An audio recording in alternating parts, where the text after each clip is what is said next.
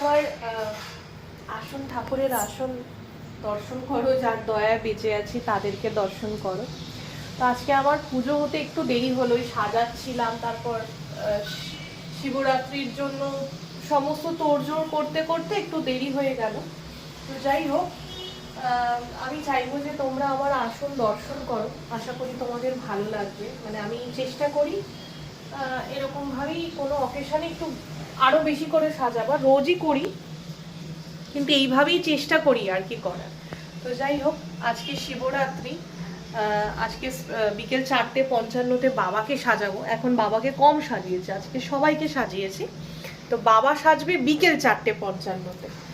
আমার ঠাকুরের ভোগ, মানে ভোগ মানে কি, ঠাকুরের প্রসাদ তাদেরকে আমি নিবেদন করা হয়ে গেছে। এখন আমি আরতি করবো।